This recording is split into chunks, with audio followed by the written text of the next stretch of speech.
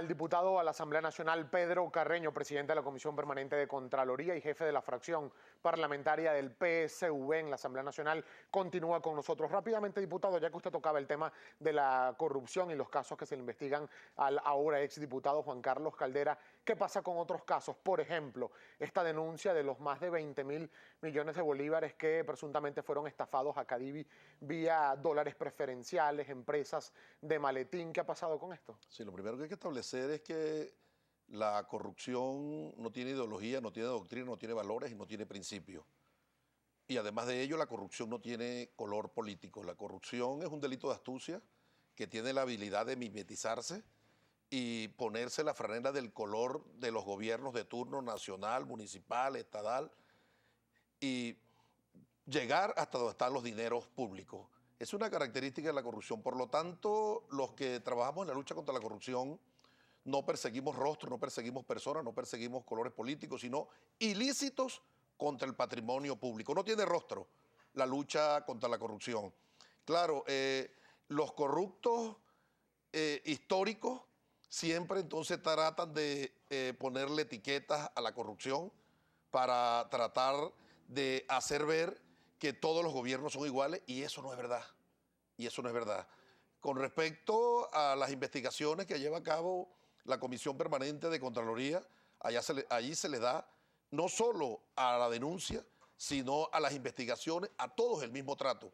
Y no puede tener beneficio ni privilegio a alguien que haya atentado contra el patrimonio de la República. Y para efectos de la revolución bolivariana, quien le ponga la mano a los dineros públicos no es revolucionario. Se mimetizó, llegó a cargo, bien sea de elección popular o en virtud de un nombramiento, pero demostró quién era. Por lo tanto, no es revolucionario. Hay una gran diferencia entre lo que es ser revolucionario y la corrupción.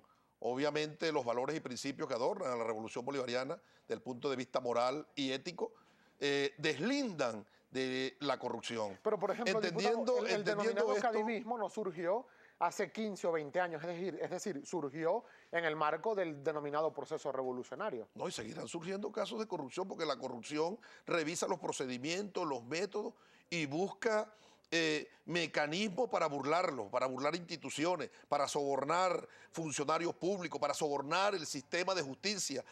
Las habilidades de la corrupción están en eso. Ahora, ¿dónde está la fortaleza de las instituciones y del gobierno? Primero, revestirse de un carácter fuerte para no caer en provocaciones.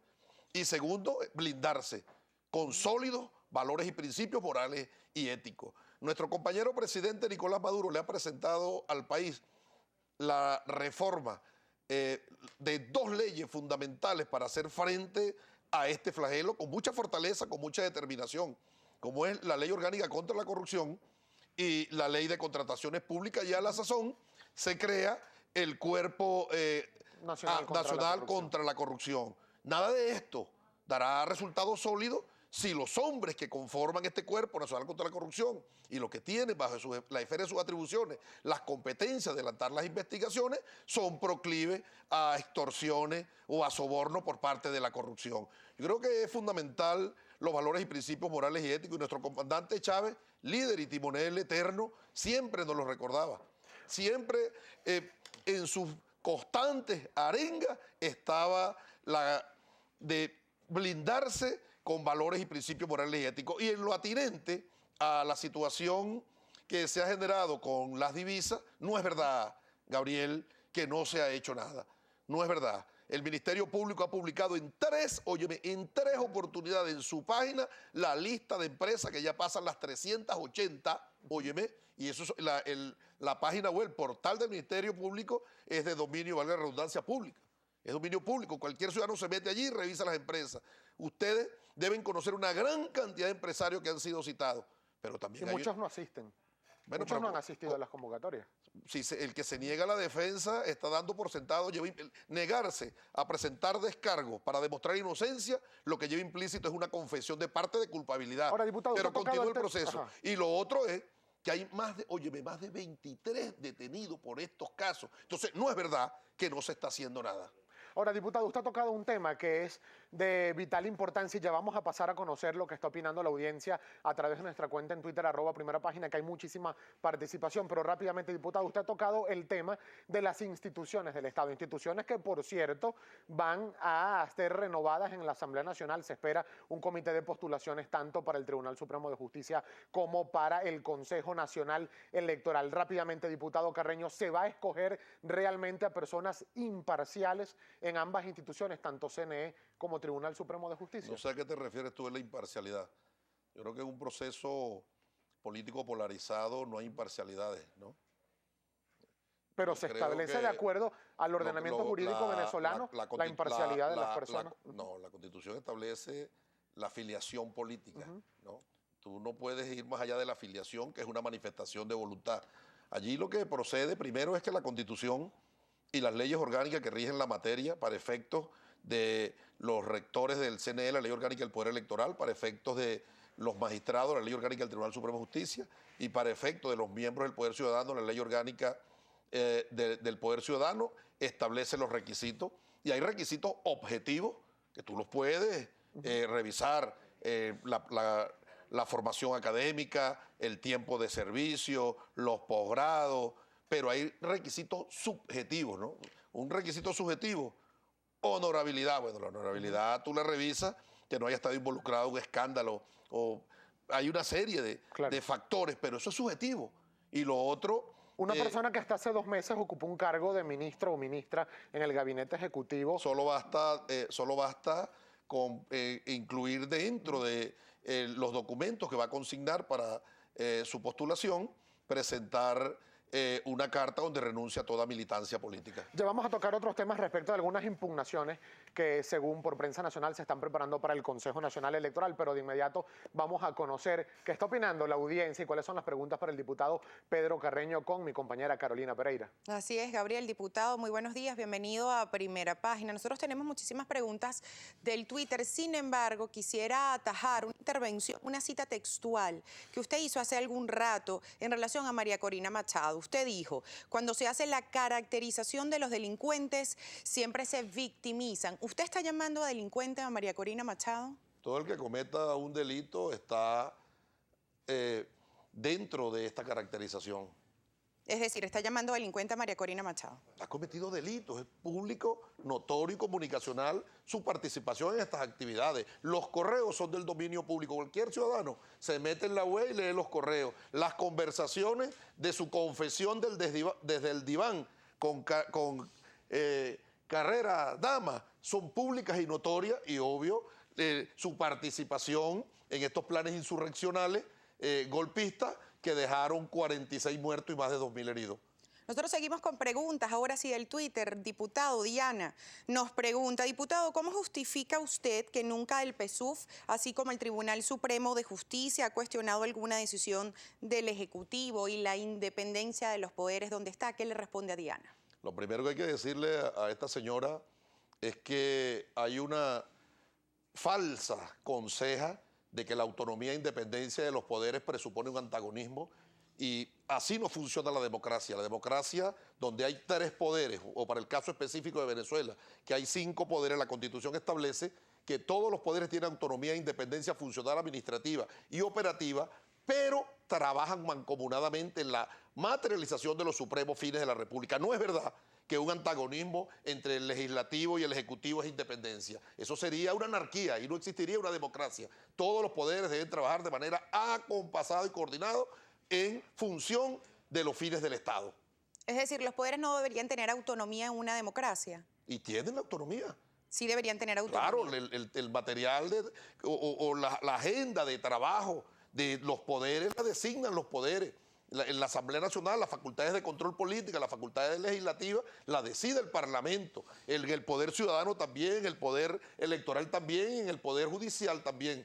Ahora, poner a pelear a los poderes para decir que hay autonomía, creo que allí hay un vacío mental de lo que debe ser la democracia. Yo creo que están más bien jugando a una anarquía donde cada poder, que presuponer que la autonomía es es la anarquía. Es una locura, ¿no? Una locura, así no funciona la democracia. ¿Hasta cuándo Dios, así se llama el tuitero, y le pregunta, diputado, Es bueno que los tuiteros pongan su nombre, porque eso que coloquen esos Twitter con anónimos y seudónimos ocultan su identidad para decir cualquier locura.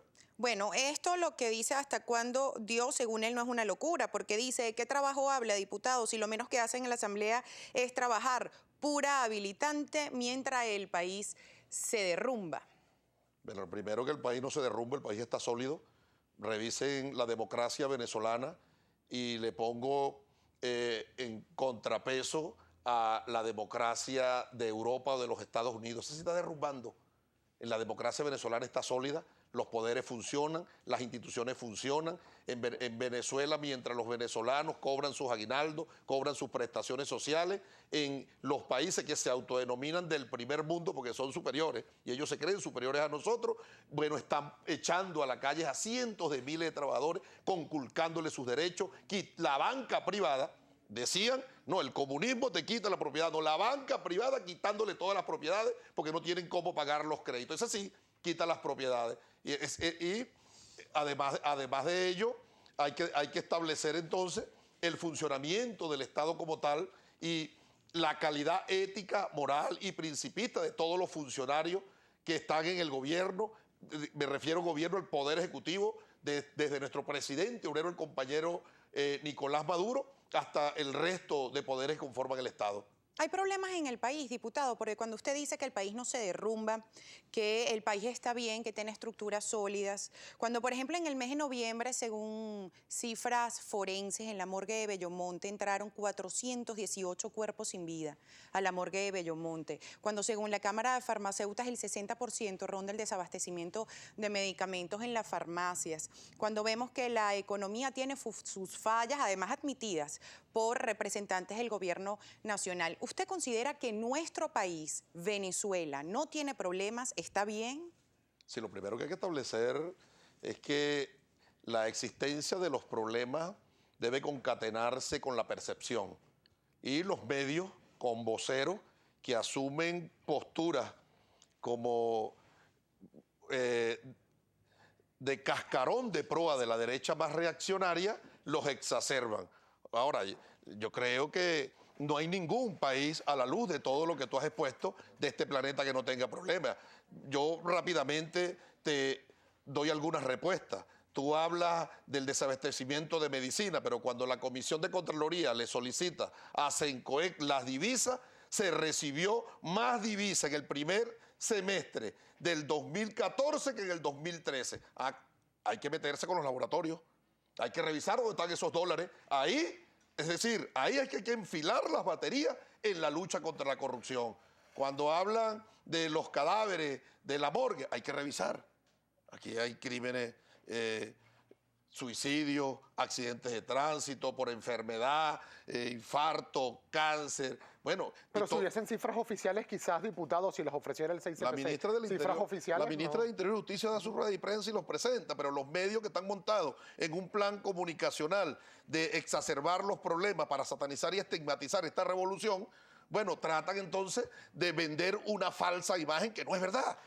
Y no es verdad porque las cifras no se concatenan con la realidad, pero además de ello, la intención velada subyace generar un clima de caos, desasosiego, y uno de los valores más fundamentales que nos dejó como herencia histórica el compañero presidente Chávez, además del despertar de la conciencia del pueblo venezolano, fue la elevación de los niveles de conciencia. ¿Dónde quedan todas estas falsas informaciones? En la alienación. Los que preparan las campañas terminan creyéndose ellos mismos lo que ellos inventaron. Mire, diputado, algo que rápidamente por razones de tiempo me voy a robar solo 20 segundos al máster. Le pido por favor una respuesta rápida. El presidente Nicolás Maduro ha dicho que se puede reorientar el presupuesto nacional de acuerdo a la situación que se ha presentado con los precios del petróleo. ¿Va a devolver la Asamblea Nacional el presupuesto al Ejecutivo para la revisión del mismo? No, existen mecanismos constitucionales y legales.